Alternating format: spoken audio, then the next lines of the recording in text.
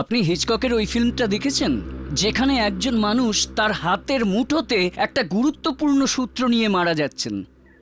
মারা যাবার ৩-৪ ঘন্টা পর খুনি তার মুঠোটা খোলার চেষ্টা করছিলেন, কিন্তু মুঠোটা খোলেনি, কারণ ওর পুরো শরীর শক্ত হয়েছিল। মুঠো খুলবার জন্য মৃতের একটা একটা করে আঙুল ভেঙে খুলতে হয়েছিল। দেখুন, হয় কি, মারা যাবার ২-৩ ঘন্টা পর আমাদের শরীরের মাসলস আস্তে আস্তে শক্ত হতে শুরু করে, পুরো শরীর আস্তে আস্তে শক্ত হতে শুরু হয়। এইভাবে এইভাবে কখনো কখনো মনে হয় যে মৃত বেঁচে উঠেছে, কিন্তু তেমনটা নয়। কিছুক্ষণ পর পুরো শরীর একটা পাথরের মতো সলিড হয়ে যায়। এটাকেই বলে রিগার মর্টিস। হ্যালো, আগে আমি শঙ্করের সাথে কথা বলতে পারি? হ্যাঁ, একটু আর্জেন্ট আছে, একটু ওকে ডেকে দিন। হ্যালো শঙ্কর, আমি কালকে তোমার সাথে যেমনভাবেই হোক দেখা করতে চাই। বাবা বাড়িতে এমন একটা কথা বলেছে, আমি একদম ভয় পেয়ে গিয়েছি। উনি সামনের মাসে আমার বিয়ে দিতে চাইছেন। উনি কারোর সাথে কথাও বলে ফেলেছেন, আর উনি চাইছেন যে আমি ছেলের সাথে দেখা করি, কিন্তু আমি না করে দিয়েছি। আমি ঘরে ঝামেলা শুরু করেছি। আমি বলেছি আমি গোয়ায় একটা ট্রেনিংয়ে যাচ্ছি, আমার কাছে একদম টাইম নেই, কিন্তু উনি ওনার জেদ বজায় রেখেছেন। উনি আমার বিয়ে দিয়েই ছাড়বেন। না না, ওনার আমাদের ব্যাপারে কিছুই জানা নেই, আর আমি ওনাকে বলার সাহসও পাচ্ছি না। কি? আরে না না, তুমি তুমি ওনার সাথে দেখা করো না। উনি রাগের মাথায় কিছু করে ফেলবেন, উনি এমনকি তোমায় মারতেও পারেন। দেখো শঙ্কর, আমার ভীষণ ভয় করছে। আমরা এখান থেকে পালিয়ে যাই, আমরা গোয়ায় চলে যাব। আমি ওখানে গিয়ে একটা কাজ খুঁজে নেব, আমরা দুজনে মিলে কিছু একটা করে নেব। তুমি এই ব্যাপারে ভেবো না, আমাদের কাছে টাইম খুব কম। দেখো শঙ্কর, তুমি তুমি কালকে আমার সাথে কখন দেখা করছো? আচ্ছা আচ্ছা, 5টার সময় ঠিক ওই জায়গায়। আচ্ছা। কি বলছো? রিল্যাক্স? এই ঘরে কি করে কেউ রিল্যাক্স থাকে? তুমি জানো না, আমার বাবা পাগল হয়ে গেছেন।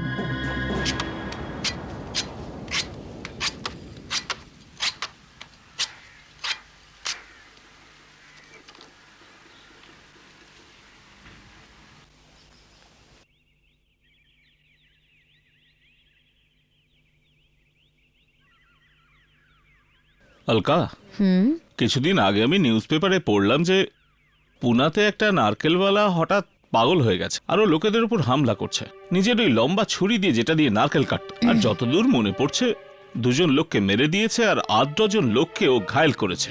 এসব হয়েছে হয়তো গরমের জন্য। আর তুমি জানো যে গরমের জন্য একটা মাথাতে একটা খুন চাপে। তোমার কি মনে হয় এমনটা হয়নি? কিন্তু এইসব ভয়ঙ্কর কথা তুমি আমাকে কেন বলছো?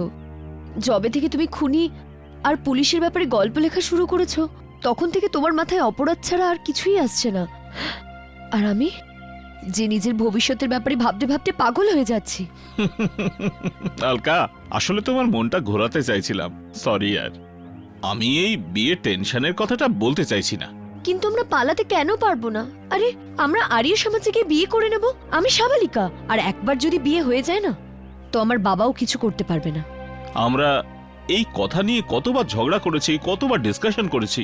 তুমি জানো আমার কাছে অর্থ নেই, আমার কাছে কাজ রেগুলার নেই, আর আমি থাকি কোথায়? একটা ছোট জায়গায়, পেইং গেস্ট। আমরা যদি বিয়ে করি, খাবো কোথায়, থাকবো কোথায়? ওই পেইং গেস্ট ছোট জায়গায়। লোকে বলে যে ভালোবাসা টাটকা হাওয়ায় বাঁচে, আর এখানে তো টাটকা হাওয়াও পাই না। এই এই এই এই আলকা, প্লিজ একটু ধৈর্য ধরো। আর হ্যাঁ, তুমি গোয়া থেকে কবে ফিরছো? 1 মাস বাদে। ঠিক আছে, এখন আমার কাছে যে কাজ আছে সেটা 2-3 সপ্তাহে শেষ হয়ে যাবে, আর তারপর আমার কাছে প্রচুর পয়সা আসবে, আর তারপর ঝটঝট কাজ আসবে। আমি প্রচুর কন্ট্রাক্ট সাইন করব, আর প্রচুর টাকাও আসবে, আর তারপর আমরা বিয়ে করব।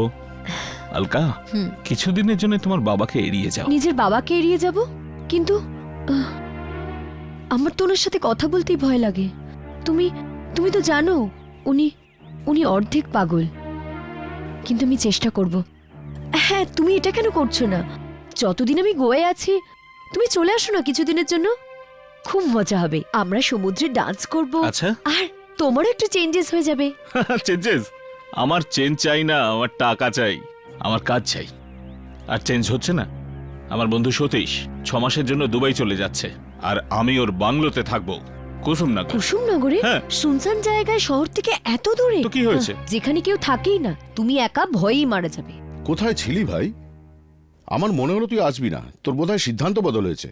সরি ইয়ার, আসলে হয়েছিল কি যে একটা আর্জেন্ট মিটিংয়ে ফেসেছিলাম। আচ্ছা, আরে ভাই আমার দুবাইয়ের ফ্লাইট রাত 2টোর সময়, ততক্ষণ একটু সেলিব্রেটি করা যাক। আসলে কি আগামী 6 মাসে দুবাইয়ে আমার কারবারটা প্রচুর বড় হবে। ও হ্যাঁ, আমি ভুলে যাওয়ার আগে এই চাবিটা তোর কাছে রেখে দে।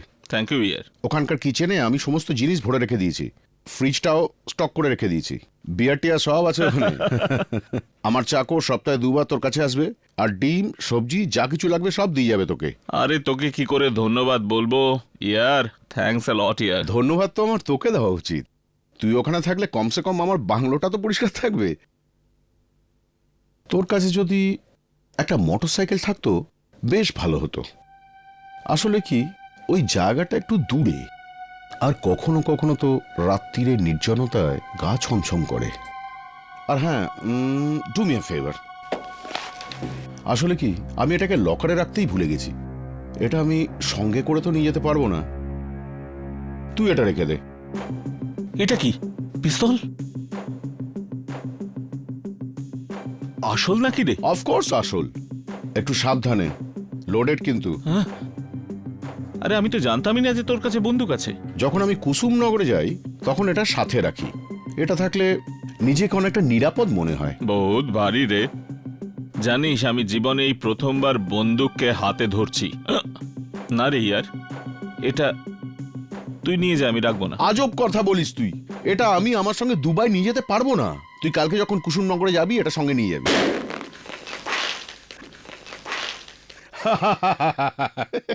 ভীতু কোথাকার বেটা, এত ভয় পেলে বাংলোতে থাকবি কি করে?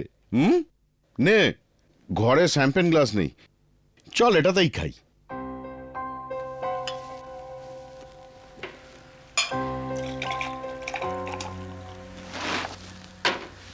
Cheers to my new assignment at Dubai and your career. Cheers. তারপর বল কি করছিস? আমি আজকাল বই লিখছি। ওই আছে না ডিটেকটিভ পুষ্কর, আরে ও যে কেস সলভ করেছে সেটা ওই বইতে থাকবে। কি বলতে, হয়তো হতে পারে ইন্টেলিজেন্ট, কিন্তু লিখতে পারে না, ইউ নো, ল্যাঙ্গুয়েজ প্রবলেম। এটা ওই পুষ্কর সিনহাই না? হ্যাঁ হ্যাঁ, ওই পুষ্করই। শুনেছি ও একটু ক্র্যাক আছে। ও যে ডাক্তারের কাছে ট্রিটমেন্ট করানোর জন্য যায় সে আমার বন্ধু। ওই আমাকে বলেছিল যে 6-7 মাস পর্যন্ত অবজারভেশনে ছিলেন উনি, কিন্তু তবুও ঠিক হলো না। আরে না রে ইয়ার, কি কথা বলছিস? আরে আমি মানছি যে ও নিজের সম্বন্ধে বেশি কথা বলে, কিন্তু আমার সাথে একদম ঠিক থাকে। আরে পুরো পুলিশ ডিপার্টমেন্ট ওকে সম্মান করে। Anyway, have fun.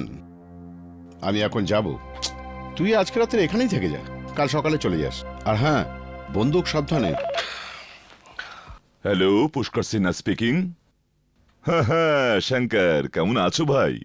কদূর হলো আমার বইটা? স্যার ওটা 1 সপ্তাহে তৈরি হয়ে যাবে স্যার।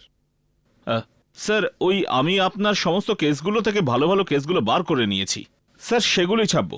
এক্সেলেন্ট। আচ্ছা শোনো, শনিবার আমার পাবলিশারদের সঙ্গে মিটিং আছে, তো আমি তোমার সঙ্গে থার্সডে দেখা করছি। আচ্ছা এই ঠিকানাটা কি বলেছিলে তুমি, যেখানে তুমি আজকাল থাকছো?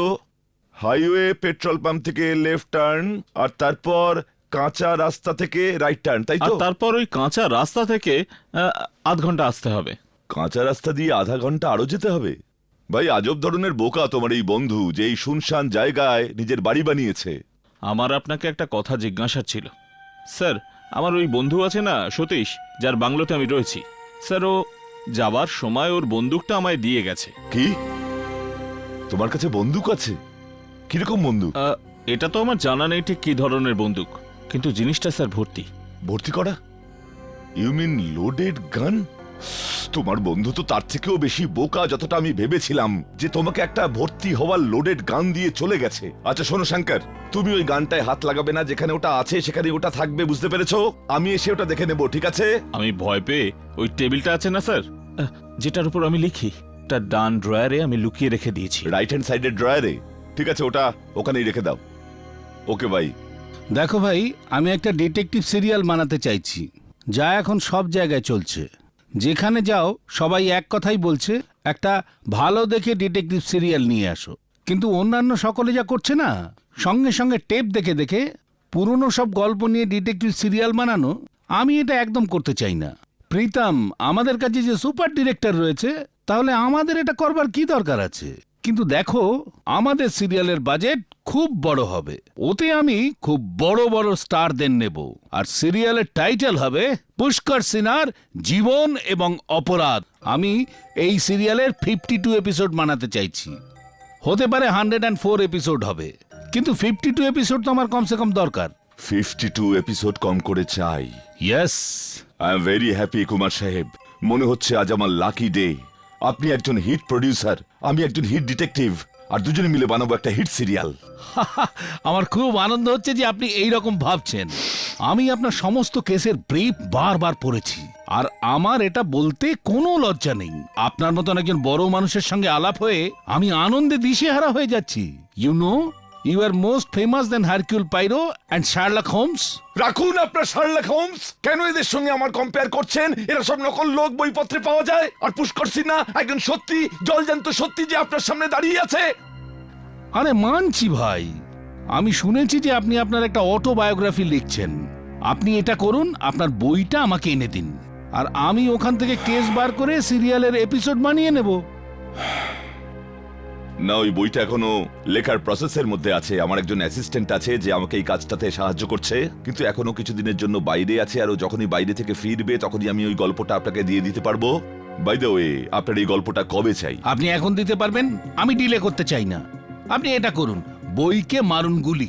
আজ রাত্রে আমি আপনার সঙ্গে দেখা করছি, আপনি আপনার গল্পগুলো আমায় শুনিয়ে দিন, আর আমরা টার্মস অ্যান্ড কন্ডিশন ফাইনাল করে, কন্ট্রাক্ট সাইন করে সমস্ত কিছু ফাইনাল।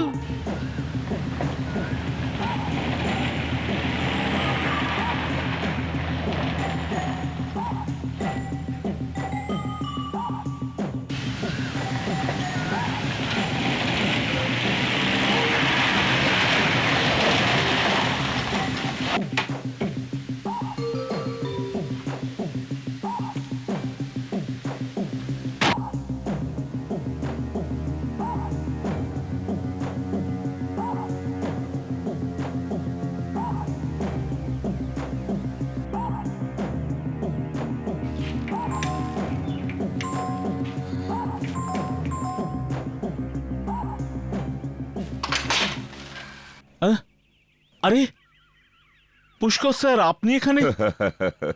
আপনি, আপনার তো বুধবার দেখা করার কথা। হ্যাঁ, কিন্তু শঙ্কর, হয়েছে কি, এমন একটা ভালো খবর পেয়েছি যে আমার মনে হলো এক্ষুনি তোমাকে সেই খবরটা জানানো দরকার। আচ্ছা, শেষমেশ ভেতরে আসুন তো স্যার। আসুন আসুন স্যার, আসুন আসুন না, আমি জল নিয়ে আসছি। 1 মিনিট স্যার।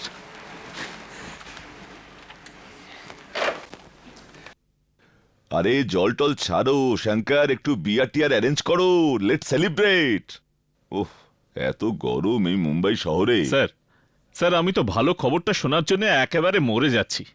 এমন কি খবর যে আপনি শহর থেকে এত দূরে গরমে দৌড়ে খবর দিতে এসেছেন?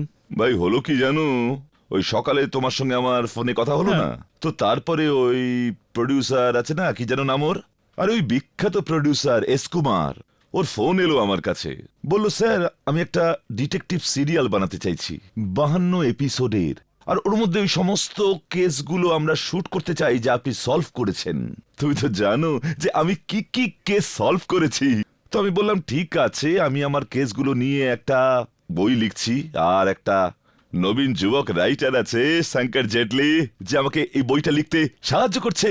তো আমি চাইছি যে আপনি ওই সিরিয়ালটা ওকে দিয়ে লেখান। প্রডিউসার রাজি হয়েছে, আর পরের সপ্তাহে তোমার সঙ্গে দেখা করতে চান। খবরটা ভালো না? মজা লাগছে স্যার, হ্যাঁ। মজা লাগছে। কিন্তু স্যার, কথাটা তো আপনি ফোনেও বলতে পারতেন। আপনি এত দূর শহর থেকে এখানে খবর দেওয়ার জন্য এসেছেন? দেখো, আমি একজন যে তোমাকে খবরটা দিতে এসেছি, আর তুমি একজন যে সমানে বলে যাচ্ছ এত দূর থেকে কেন এসছেন, এত দূর থেকে কেন এসছেন। ঠিক আছে, আমি চলে যাচ্ছি। আরে এটা আপনি কি বলছেন? আমি তো মজা করছিলাম। আমিও মজা করছি, আমিও কোথায় যাচ্ছি। স্যার, আমি বিয়ে নিয়ে আসছি। ইয়েস।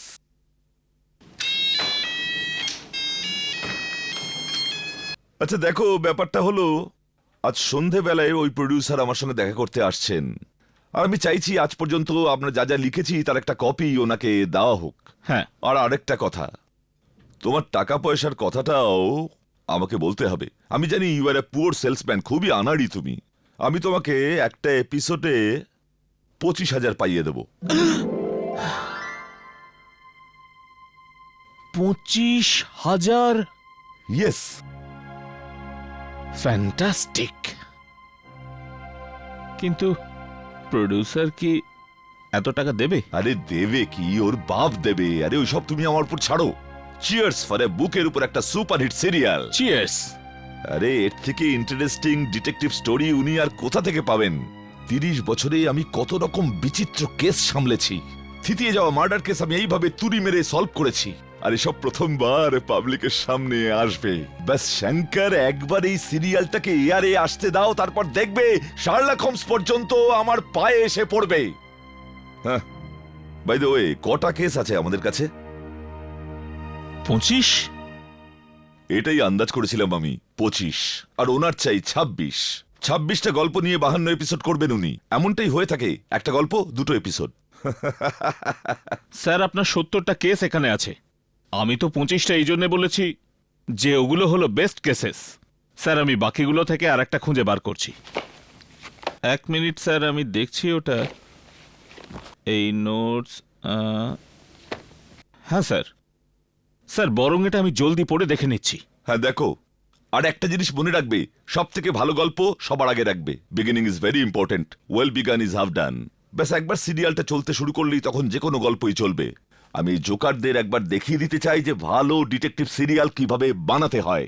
প্রথমে CLIR এর উপর আমার বই আসবে মার্কেটে, আর জানো বইয়ের টাইটেল কি হবে? পুষ্করের জীবন আর অপরাধ। কেমন লাগলো টাইটেল? দারুণ, দারুণ স্যার। স্যার, এই হলো কেসের লিস্ট। মাটুংয়ের মার্ডার, রেড রোডের পাগল, beauty parlour murder, Jhunjhunwala fraud case, Bombay bank ডাকাতি কেস, আর এটা হলো গোরেগাঁও ইস্ট গ্যাংস্টার কেস, আর এটা Nagarjuna suicide case. Yes, this is the case. This is fantastic case. এটা কোন কেস স্যার? ওইটাতেই যেটায় একজন ব্যাংক ম্যানেজার এমনটাই দেখিয়েছিল যে উনি আত্মহত্যা করেছেন, আর তারপর ব্যাংক থেকে লাখ টাকা নিয়ে চম্পট দিয়েছিলেন। হ্যাঁ, মনে পড়েছে স্যার। স্যার, এটা সেই লোকটা না যে অন্য শহরে পালিয়ে গিয়ে নিজের নামটা ভাঁড়িয়ে নিয়েছিল? এ তো আর একটা বিয়েও করে নিয়েছিল। কিন্তু স্যার, আপনি 8 বছর পরেও ওকে ছাড়েননি। স্যার, কামাল করে দিয়েছিলেন আপনি। স্যার, এরকম কেস যদি টিভিতে আসে তো দর্শকের চোখ একেবারে খোলাই থাকবে, খোলাই। স্যার, এই যে লাইন আপ, প্রডিউসার গল্পটা বুঝতে পারবেন। This is fantastic. This is very good case. মনে আছে শঙ্কর, যখন আমি এই কেসটা সলভ করেছিলাম তখন সমস্ত পত্রিকায় আমার ছবি চেপেছিল। কত পুরস্কার পেয়েছিলাম আমি। আহ, কি দিন ছিল। সকাল হলেই আমি সবার আগে দেখতাম যে আজকের খবরের কাগজে আমার সম্পর্কে কি বলেছে। আপনার কি মনে হয় স্যার, ওটা প্রডিউসার একটা এপিসোডে 25,000 টাকা দেবে? একটা এপিসোডের 25,000 হিসেবে 52টা এপিসোডের। কিন্তু শঙ্কর, এটার মধ্যে একটা জিনিস মিসিং আছে, ভীষণ ইম্পর্টেন্ট জিনিস মিসিং আছে। আরে ওই সুইসাইড নোটটা যেটার ব্যাপারে আমি তোমাকে এক্ষুনি বললাম, ওটা ছাড়া তো গল্পে মজাই আসবে না। ওই নোটটা দিয়ে তো ও সবাইকে বোকা বানিয়েছিল। স্যার, ওটা লেখা আছে 3 নম্বর পেজে আছে হয়তো। 3 নম্বর পেজে? না শঙ্কর, ওটা তো প্রথম পেজেই থাকার কথা। ওই সুইসাইড নোটটা দিয়েই তো গল্পটা শুরু হওয়ার দরকার। তোমার মনে নেই? ওটা দিয়ে তো উনি পুলিশকেও বোকা বানিয়ে দিয়েছিলেন। আমি পাহাড় থেকে লাফ দিয়ে আত্মহত্যা করব, ব্যাটা জেনে বুঝে পাহাড়ের উপর ঝর্ণার পাশে দাঁড়িয়েছিল যাতে লোকজন ওকে দেখতে পায়। কিছুক্ষণের মধ্যে হাওয়া হয়ে যায়, লোকজন ভাবে যে জলের মধ্যে পড়েছে, আত্মহত্যা করেছে, আর লাশটা কোথাও ভেসে চলে গেছে। কিন্তু লাশটা পাওয়া গেল না। ওই সুইসাইড নোটটা ভীষণ জরুরি শঙ্কর। ওটার থেকেই তো ওনার স্ত্রী বিশ্বাস করেছেন যে উনি আত্মহত্যা করে ফেলেছেন, কিন্তু উনি আমাকে বোকা বানাতে পারেননি। আপনি কি চাইছেন স্যার? আমি চাইছি শঙ্কর যে তুমি তোমার গল্পটা ঠিক এই রকম ভাবে শুরু করো। নাগরাজন বেপাত্তা, ওনার স্ত্রী চিন্তিত। 3 দিন বাদেও ওনার স্ত্রী ওই সুইসাইড নোটটা পেলেন যাতে লেখা রয়েছে যে আমি আত্মহত্যা করতে যাচ্ছি। ওনার স্ত্রী ওই সুইসাইড নোটটা নিয়ে পুলিশ স্টেশনে গেলেন। পুলিশ তল্লাশি শুরু করলো। পুলিশ ওই সুইসাইড নোটটা পড়ে এটা বিশ্বাস করলো যে উনি সত্যি সত্যি আত্মহত্যা করেছেন। কিন্তু আমার মনে হলো কোথাও কোনো গন্ডগোল আছে। আমার কাছে ওই অরিজিনাল সুইসাইড নোটটা নেই, না হলে আমি তোমাকে ওর সিক্রেটটা বলে দিতাম। এনিওয়ে, আমার অনেকটাই মনে আছে। আমি ডিকটেট করছি, তুমি লেখো। হ্যাঁ লিখছি স্যার, বলুন। আমি আত্মহত্যা করতে যাচ্ছি। হুম। আমার জীবনের উপর থেকে মোহ চলে গেছে, আর এর থেকে ছুটি পেতে চাইছি। আমি জানি যে আমার এই নেওয়া সিদ্ধান্তে চারপাশের লোকজনদের খুবই সমস্যা তৈরি হবে, কিন্তু আমার কাছে আর কোনো উপায় নেই, কারণ আমি আমার ক্যারিয়ারে আর কোনো উন্নতির সম্ভাবনা দেখতে পাচ্ছি না। আরে এমন কিছুই লিখে দাও ভাই, তুমি তো নিজেই রাইটার, খানিকটা মাথাটা ঘামাও, একটা দুঃখজনক সুইসাইড নোট বানাও, কিন্তু একদম সত্যি যাতে মনে হয়। আমি লিখে দিচ্ছি স্যার।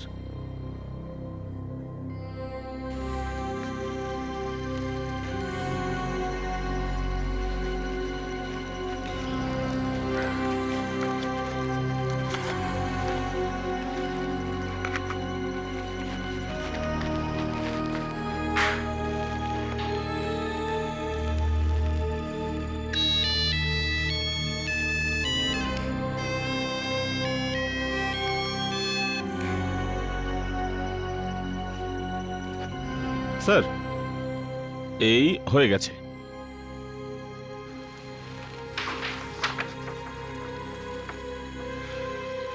খুব ভালো, মোস্ট পারফেক্ট সুইসাইড নোট। আর বিয়ার আছে ফ্রিজে? ভাববেন না, ভর্তি পড়ে আছে স্যার। 13 লাখ সেলিব্রেট করতে হবে। 13 লাখ?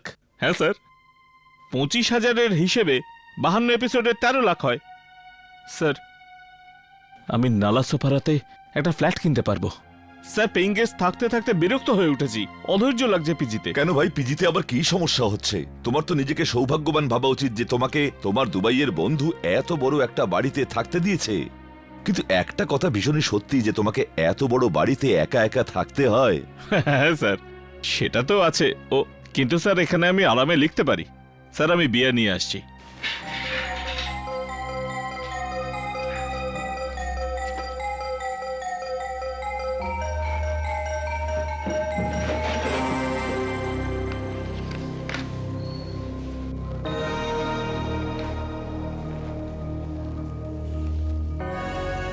তাহলে এটাই সেই পিস্তল যেটা তোমাকে তোমার বন্ধু দিয়েছে প্রোটেকশনের জন্য? হ্যাঁ স্যার, সতীশ বলেছিল যে ইয়ার তুই রেখে দে, কখনো কাজে আসতে পারে। কিন্তু ফ্র্যাঙ্কলি স্পিকিং স্যার, আমি এটাই কখনো হাত লাগাবো না। স্যার এটা সামলে স্যার, লোডেড এটা। হ্যাঁ, লোডেড, শুট করার জন্য তৈরি। বসে যাও শঙ্কর, আমি তোমাকে গুলি করতে যাচ্ছি। স্যার স্যার এটা প্লিজ স্যার, এটা ড্রয়ারে রেখে দিন স্যার। ওটার নিশানা যখন আমার দিকে হয় তখন আমার খুব অদ্ভুত লাগে স্যার। স্যার আমি মজাটা পছন্দ করছি না স্যার। আমি মজা করছি না শঙ্কর, আমি সত্যি সত্যি তোমায় প্রাণে মারতে চাই।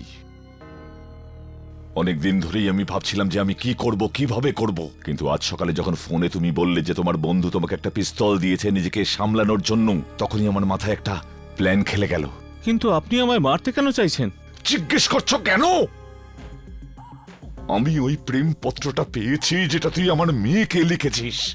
তুই আমার সিধে সরল মেয়েটাকে নিজের প্রেমের জালে ফাঁসিয়েছিস। এটা আমি আপনাকে বলতামই স্যার। আমি অলকাকে ভালোবাসি, আমি ওকে বিয়ে করতে চাই। চুপ! বিয়ে করতে চাই? তোর কি মনে হয় আমি আমার মেয়ের বিয়ে তোর মতো পচা রাইটারের সঙ্গে দেব, যার শুধু একটাই স্বপ্ন নালা ফোপাড়াতে ফ্ল্যাট কেনা একটা? দেখুন, আমি এখন ভালো ভালো সুযোগ পাবো, আমি কিছুদিনের মধ্যেই বড় লোক হয়ে যাব। তাছাড়া অলকাও আমাকে ভালোবাসে। জানি আমি তোদের দুজনের কথা শুনেছি। তোরা দুজন পালিয়ে বিয়ে করতে চাস। না না, ও পালাতে চেয়েছিল। আমি তো বলেছিলাম ভালোভাবে করতে, আপনার পারমিশন নিয়ে। ব্যাস, আমার আর কিছু শোনার দরকার নেই। আমি আমার মেয়ের বিয়ে একটা উঁচু বংশে দিতে চাই, কিন্তু যতক্ষণ তুই না মরবি এটা কিছুতেই হবে না। আপনি আমায় মেরে দিলে জেলে চলে যাবেন, আর আপনার নাম ডুবে যাবে, আর আপনার মেয়েকে বিয়ে কে করবে? বস! আরে তুই তো বড় গাধা দেখছি। আরে এত বছর ধরে তুই আমার সঙ্গে কাজ করছিস, কিন্তু আমার মনটা বুঝতে পারিসনি। আরে আমি এত কেস সলভ করেছি, এত অপরাধীদের ধরেছি যে আমার মনটাও একটা অপরাধীর মতো হয়ে গেছে। তুই মরবি অবশ্যই, কিন্তু কারোর সন্দেহ হবে না যে তোর মৃত্যুর জন্য আমি দায়ী। আমি জানতাম তোর কাছে পিস্তল আছে, আমি এটাও জানতাম যে তোর কাজের লোক ছুটিতে আছে, আর সেই জন্যই তো আমি আজ এসেছি। আর কালকে তোর চাকর ফিরে আসবে আর এসে দেখবে যে ওর মনিব মাটিতে পড়ে আছে, তার হাতে রয়েছে একটা পিস্তল আর পাশে পড়ে আছে একটা সুইসাইড নোট, যাতে লেখা রয়েছে আমি আত্মহত্যা করতে যাচ্ছি। পাগল হয়ে গেছেন আপনি। আপনার মেয়ে নিজেই আমাকে বলেছে যে ওর বাবা পাগল। তোমার মেয়ে বলতো যে ওর বাবা পাগল। আমার মেয়ে বলতো যে ওর বাবা পাগল। পাগল আমি? বল আমি পাগল? না না, আমি কিছু বলিনি। আমি একটা পাগল। না।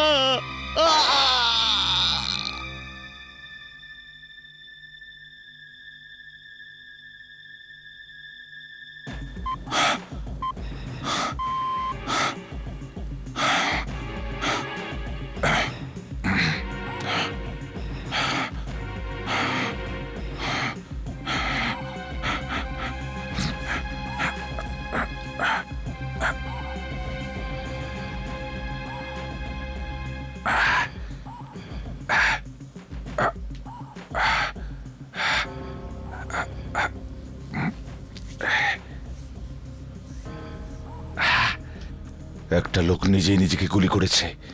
পারফেক্ট। এই গ্লাস আর বিয়ার এখানে পড়ে আছে কেন?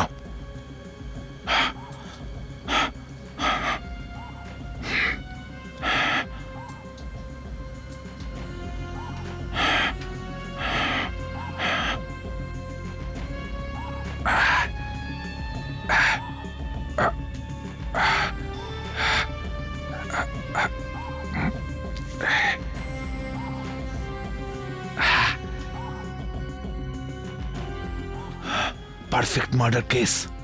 Suicide note. এই সুইসাইড নোট। আমি আত্মহত্যা করতে যাচ্ছি। আমার নিজের জীবনের উপর থেকে মোহ চলে গেছে আর আমি এখন এর থেকে ছুটি পেতে চাইছি। Nagarjun suicide case. এই তো ফাইলটা। Nagarjuna suicide case. নাগার্জুন, এবার তোমার সুইসাইডের আর কোনো দরকার নেই। এটা তো আর দরকারই নেই, কোনো দরকার নেই। ইয়েস।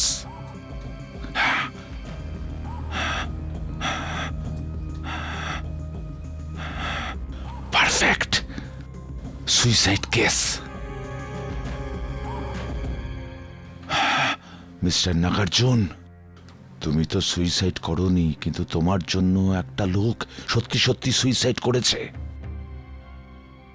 এখন তোমার আর কোনো দরকার নেই। Thank you mister Nagarjun, thank you, thank you. কোনো প্রমাণ রইল না।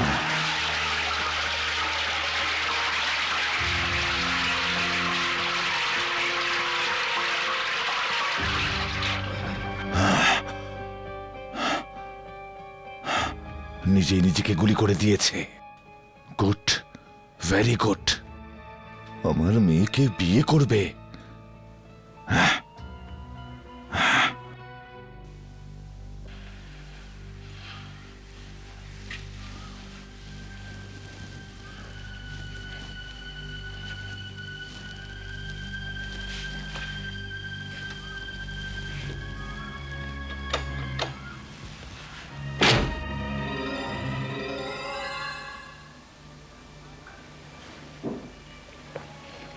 আমি জানি না ইন্সপেক্টর কেন নিজেকে এভাবে শেষ করলো।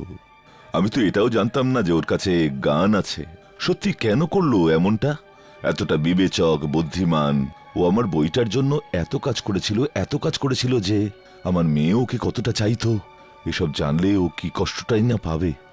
হতে পারে ইন্সপেক্টর ও নিজের কেরিয়ারটা নিয়ে খুব চিন্তায় ছিল। হ্যাঁ, এটা ঠিক।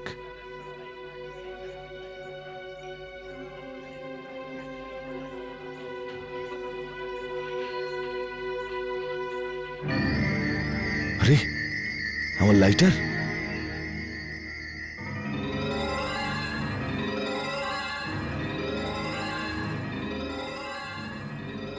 এই মেরেছে। যদি ওটা পুলিশের হাতে পড়ে তাহলে আমার সমস্ত প্ল্যানই তো বরবাদ হয়ে যাবে। ওটার উপর তো আমার আঙুলের ছাপও আছে, আর আমার নামও তো লেখা আছে ওর উপর। ওহো, যদি ওটা পুলিশ পেয়ে যায় তাহলে আমার বাঁচা খুব মুশকিল হয়ে যাবে।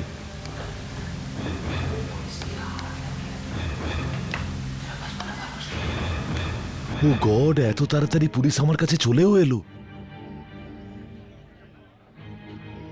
আরে হ্যালো মিস্টার সিনহা। হ্যালো। আরে রানী, আপনি চিনতে পারলেন স্যার? পুলিশ ট্রেনিং স্কুলে আপনি আমাকে ট্রেনিং দিয়েছিলেন। হ্যাঁ হ্যাঁ, সত্যি তো। কিন্তু আপনি এখানে এখানে কি করছেন? আপনি তো শিখিয়েছিলেন স্যার, এই সমস্ত জায়গায় এক দুবার চক্কর কাটলেই একটা দুটো আসামি হাতে চলেই আসে। আমি এখানে এলাম কেন? কি হলো স্যার, আপনি কি ভাবছেন?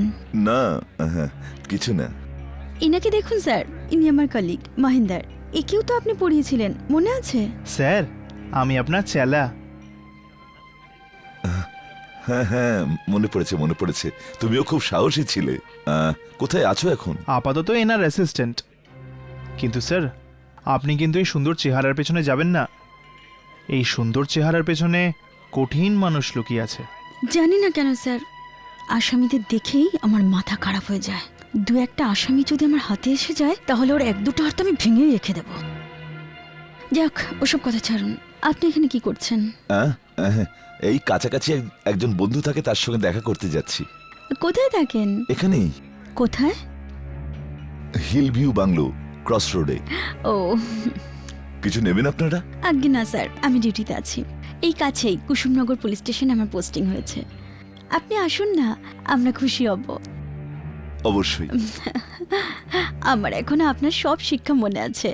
কিভাবে আসামিদের কাছ থেকে দোষ স্বীকার করানো যায়, কিভাবে সাক্ষীদের সাথে কথা বলতে হয়, আর কিভাবে কোনো প্রমাণ ছাড়াই আসামি পর্যন্ত পৌঁছানো যায়, সবকিছু। আচ্ছা, আমরা এখন আসি। আপনার সাথে দেখা হয়ে খুব ভালো লাগলো। আমিও কিছুক্ষণের মধ্যে বেরোবো। Good bye. Bye. Okay sir.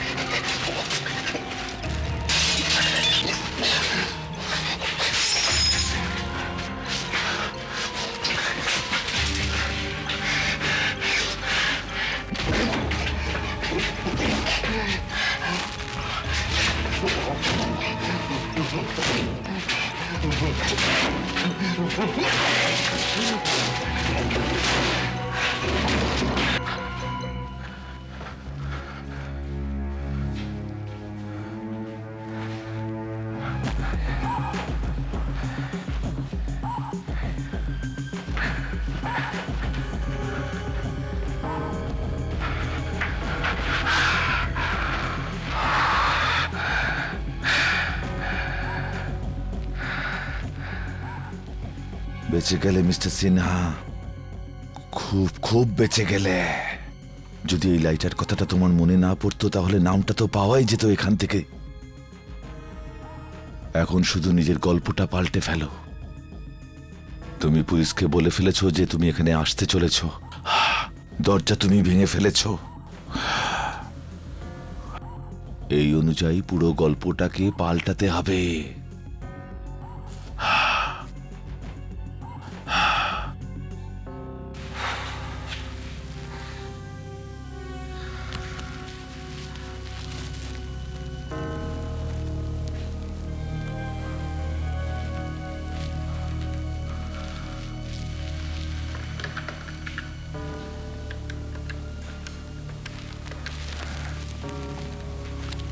Hello, Kusumnagar police station. আমি ইন্সপেক্টর রানী শর্মার সঙ্গে কথা বলতে পারি? হ্যালো ইন্সপেক্টর রানী শর্মা, দেখুন আমি পুষ্কর সিনহা বলছি। আপনি প্লিজ তাড়াতাড়ি এখানে চলে আসুন। এখানে একটি লোক নিজেই নিজের উপর গুলি চালিয়েছে। আগে cross road hill view bungalow. কি বললেন 20 মিনিটের মধ্যে? ঠিক আছে, আমি এখানে 20 মিনিট আপনার জন্য অপেক্ষা করছি। Thank you. এখন 20 মিনিটের মধ্যে ইন্সপেক্টর এখানে চলে আসবে। তার আগেই আমাকে আমার গল্পটা ঠিকঠাক করে নিতে হবে। ইয়েস, আসুন আসুন ইন্সপেক্টর রানী শর্মা, আসুন প্লিজ। এই দেখুন, এই হলো লাশ। জানি না কেন এই লোকটা নিজেই নিজেকে গুলি করেছে। সিনহা সাহেব, এই লোকটি কি? আপনি ওকে চেনেন? হ্যাঁ হ্যাঁ, চিনি চিনি। এ সেই যার কথা আমি আপনাকে বারে বলেছিলাম। শঙ্কর জেটলি এর নাম। আমি একটা বই লিখছিলাম ওই কেসগুলো নিয়ে, যেগুলো আমি সলভ করেছিলাম। ওটা লেখার জন্য আমায় সাহায্য করছিল। আজ ওর একটা ফোন এলো, স্যার আমি খুব দুশ্চিন্তায় আছি, খুব ডিপ্রেসড আছি, আপনি প্লিজ আমার সঙ্গে দেখা করুন। আমি বললাম, ভাই যা সমস্যা আছে ফোনে বলো। আমি খুব ক্লান্ত ছিলাম, পায়ে খুব ব্যথা হচ্ছিল। বললো, না স্যার আপনি প্লিজ আসুন, আপনার সঙ্গে খুব দরকার। আমি বললাম, ঠিক আছে চলো দেখছি। এলাম আর রাস্তায় বিয়ার বার দেখে ভাবলাম একটু বিয়ার খেয়ে নিই ক্লান্তিটা মেটানোর জন্য। আমি বার থেকে প্রায় 5টার সময় বেরোলাম। যেই গেট দিয়ে ঢুকলাম ইন্সপেক্টর, আমি ভেতরে একটা গুলি চলার আওয়াজ পেলাম। আমি দৌড়ে দৌড়ে এলাম, আমার দরজায় নক করলাম। যখন দরজাটা খুলছিল না, আমি দরজাটা ভেঙে ভেতরে ঢুকলাম। ভেতরে ঢুকে দেখলাম কি, এই লোকটা মরে পড়ে আছে, হাতে পিস্তল আছে, আর পাশে একটা সুইসাইড নোট পড়ে আছে। আমার খুব কষ্ট হচ্ছে ইন্সপেক্টর, যে কেন আমি ওই বারে বসে বিয়ার খাচ্ছিলাম। আমি যদি সময় মতো নাচতাম তাহলে হয়তো ওকে বাঁচাতে পারতাম। সিনহা সাহেব, আপনি বললেন যে আপনি গেট দিয়ে ঢুকতেই গুলির আওয়াজ পেয়েছিলেন। ইয়েস ইন্সপেক্টর, আমি গেট দিয়ে ঢুকতেই গুলির আওয়াজ শুনি। সিনহা সাহেব, আপনি যা বলছেন আমার কিন্তু কিছুই বিশ্বাস হচ্ছে না। What do mean inspector? বিশ্বাস হচ্ছে না? আপনি বলতে চান যে আমি মিথ্যে বলছি? দেখুন সিনহা সাহেব, আপনি 5টার সময় বার থেকে এখানে আসেন, আর এখানে মানে হলো 5:15টার সময় পৌঁছে যান। আপনি গুলি করার আওয়াজ শোনেন, আপনি দরজা ভাঙেন, আপনি ভেতরে চলে আসেন। তাহলে আপনার হিসেব অনুযায়ী এই লোকটি মারা গেছে খুব বেশি হলে 40 কি 45 মিনিট, কারণ এখনো 6টা বাজেনি। কিন্তু লাশ এতটাই ঠান্ডা হয়ে গেছে সিনহা সাহেব, এর মৃত্যু হয়েছে 3 থেকে 4 ঘন্টা আগে। আপনি একজন ইন্টেলিজেন্ট পুলিশ অফিসারের সঙ্গে কথা বলছেন সিনহা সাহেব। আরে না ভাই, এই গুলির ব্যাপারটা তো গন্ডগোল আছে, অন্য কিছু ভাবতে হবে। আরে সরাও এই গুলি ফ্রিকে, অন্য কিছু ভাবি। হয়েছে কি ইন্সপেক্টর, আমি 5টার সময় বার থেকে বেরোই, এখানে এসে দরজায় নক করি, দরজা ভেতর থেকে খুলছিল না, আর ফোনটা সমানে বেজে যাচ্ছিল। আমার মনে হলো এই লোকটার হার্ট অ্যাটাক হয়ে যায়নি তো আমি দরজা ভাঙলাম, ভেতরে এলাম তো দেখলাম যে এই লোকটা মরে পড়ে আছে এখানে, হাতে পিস্তল আছে আর পাশে একটা সুইসাইড নোট। আমার এত আফসোস হচ্ছে ইন্সপেক্টর যে আমি কেন ওই বারে বসে বিয়ার খাচ্ছিলাম। যদি সোজা এখানে চলে আসতাম তাহলে ওকে বাঁচাতে পারতাম। হ্যাঁ, এটা ঠিক আছে, এটা ঠিক আছে। ব্যাস এই গল্পটাই ধরে রেখো পুষ্কর সিনহা।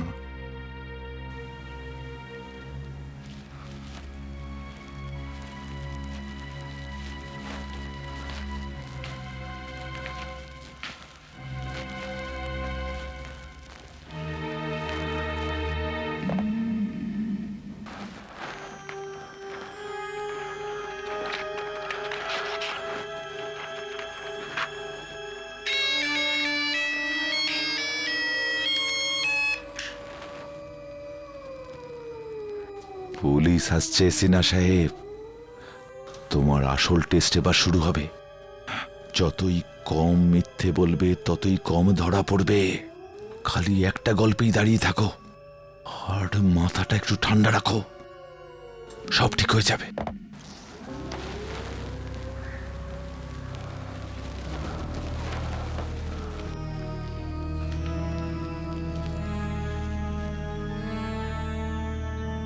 সব সাজানো আছে, সব কিছু ঠিক আছে। পিস্তল হাতে আছে, সুইসাইড নোট পাশে পড়ে আছে, আমি দরজা ভেঙেছি, এ মারা গেছে 3 ঘন্টা হয়ে গেছে। This is perfect murder Shankar Jaitley. শুধু একটাই আফসোস যে আমি একে আমার বইতে সামিল করতে পারলাম না, আর না ওকে নিয়ে সিরিয়াল তৈরি হবে। কি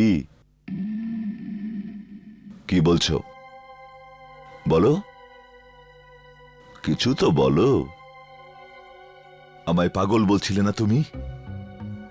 আমার মেয়েকে বিয়ে করতে চেয়েছিলে, আমার মেয়েকে বিয়ে করতে চেয়েছিলে। মানছো তো আমার বুদ্ধিটা কতটা স্মার্ট আমি? বলো, বলছো না কেন? বলো আমি পাগল? বলো ভাই, কিছু তো একটা বলো। আর কিছু নেই তো এটাই বলো, কনগ্রাচুলেশন সিনহা সাহেব, কনগ্রাচুলেশন সিনহা সাহেব। বলো, কনগ্রাচুলেশন সিনহা সাহেব।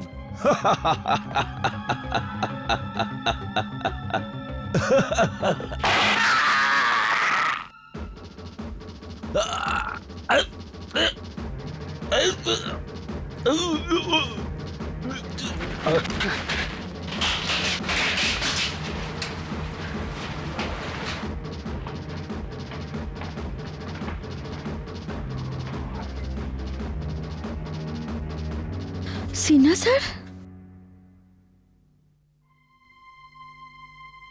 ও মাই গড, উনি তো মারা গেছেন। উনি তো ফোন করে আমাদের এখানে ডাকলেন, ওনাকে কি মারলো? কিন্তু গুলি চলার আওয়াজ তো এক্ষুনি শুনলাম। আমি দেখছি।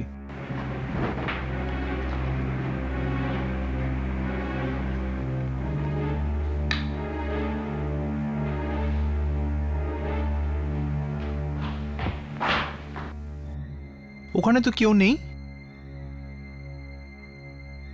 তাহলে ওনাকে কে মারলো? না না, এনাকে তো মনে হচ্ছে ইনি মারেনি।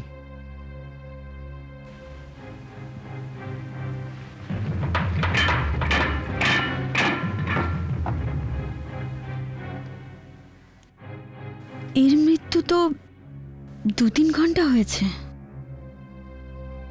লাশ খুব বাজেভাবে বেঁকে আছে, রাইগার মর্টিস হয়েছে। এই সিনহা স্যারকে মারেনি। কিচ্ছু বুঝতে পারছি না যে পুষ্কর সাহেবকে কে মারতে পারে। হ্যাঁ স্যার, আরে মাথা খারাপ করে দিয়েছে। শঙ্কর মোড়ে পড়ে রয়েছে, ওর হাতে রয়েছে পিস্তল, টেবিলে সুইসাইড নোট পড়ে রয়েছে, ওর নিজের হাতে লেখা। এর মানে শঙ্কর আত্মহত্যা করেছে, আর জোরে গুলি লাগার ফলে তাইও চেয়ারের সাথে একেবারে পেছনে গিয়ে পড়ে গেছে। যে গুলিটা দিয়ে শঙ্করের মৃত্যু হয় সেই গুলিটা সোজা দেওয়ালে গিয়ে লাগে, আর অন্য গুলিটা যেটা দিয়ে পুষ্করবাবু মরেছেন সেটা ওপরে ছাদে গিয়ে লেগেছে। কিন্তু এটা আপনি কি করে বলতে পারেন যে গুলিটা ছাদেই লেগেছে আর ওই গুলিতেই পুষ্কর সাহেব মারা গেছে? আমরা ব্যালিস্টিক এক্সপার্টের রিপোর্ট পেয়েছি, যেটা অনুযায়ী দুটো গুলি একই পিস্তল দিয়ে চালানো হয়েছে, যেটা শঙ্করের হাতে ছিল। যে গুলিটা দিয়ে পুষ্করবাবুর মৃত্যু হয় সেটা ওনার বুকে লেগে আর পিঠ থেকে বেরিয়ে সোজা ছাদে গিয়ে লাগে। বুকের চোট, পিঠের চোট আর ওপরে ছাদে লাগা গুলির চিহ্ন, এই তিনটেকে যদি আপনি একসাথে একটা লাইনে নিয়ে আসেন তবে এটাই প্রমাণ হয় যে যখন পুষ্করবাবুর গুলি লাগলো তখন উনি সামনের দিকে ঝুঁকে পড়েন, আর গুলি মানে নিচে থেকে সোজা চলে যায়। ও আই সি। এবার দেখো, শঙ্করের মৃত্যু 3:30 নাগাদই হয়েছে, আর তুমি পুষ্করবাবুর সঙ্গে 5টার সময় বাড়ি দেখা করেছো, রাইট? যখন উনি শঙ্করের সঙ্গে দেখা করতে যাচ্ছিলেন। মাইন্ড ইউ, যখন তুমি পুষ্করবাবুর সঙ্গে দেখা করলে তখন শঙ্কর অলরেডি মারা গেছিল। 5:30টার কাছাকাছি পুষ্করবাবু একটা ফোন করেন আর বললেন শঙ্কর মরে পড়ে আছে। 6টার সময় গিয়ে ওখানে পৌঁছালে, আর ওখানে গিয়েই তুমি গুলি চলার আওয়াজ শুনলে। হ্যাঁ স্যার, আমি দৌড়লাম। ওখানে বাংলোতে ঢোকার তো একটাই রাস্তা ছিল, যেখানে দরজাটা ভেঙে পড়েছিল, আর ওখানে তো দ্বিতীয় কেউ ছিল না। আর ওখানে যদি কেউ থাকতো তাহলে আমি তো দেখতে পেতাম। আর ওখানে তো শুধু পুষ্কর সাহেব আর শঙ্করের লাশ পড়েছিল। ওখানে যদি আর কেউ না থাকে তো গুলিটা চালালো কে? আপনি আমাকে এটা বলতে চাইছেন না তো যে গুলিটা আসলে মৃত ব্যক্তি চালিয়েছে? হ্যাঁ, কিন্তু মরাটা গুলি চালালো কি করে? আমি বলছি কি করে মৃতদেহ গুলি চালিয়েছে। মৃতদেহ রিগার মর্টিসের জন্য গুলি চালিয়েছে। যেমনটা আমি প্রথমেই বলেছি, রিগার মর্টিসের জন্য মৃতের শরীর ঠান্ডা হতে থাকে, আস্তে আস্তে শুকিয়ে আসে আর পাথরের মতো শক্ত হয়ে যায়। কিন্তু শুকিয়ে আসার জন্য বডির পজিশন বদলায় না, ও যেরকম ছিল সেরকমই থাকে। দেখুন, শঙ্কর প্রায় 3টের সময় মারা গেছে, আর আস্তে আস্তে 2-3 ঘন্টার মধ্যে ওর শরীরের সমস্ত মাংসপেশি অর্থাৎ মাসলস শক্ত হয়ে যায়। সবার আগে চোখের, তারপর নাকের, তারপর মুখের, তারপর গলার, বুকের ও নিচের মাংসপেশি শক্ত হয়ে আসে। সবার শেষে যে মাসলগুলো শক্ত হয়ে আসে সেগুলো হাত পায়ের আঙুলের। শঙ্করের হাতে বন্দুক ছিল আর ওর আঙুল ট্রিগারে ছিল। আঙুলটা কুঁকড়ে যায় আর গুলি চলে। ঠা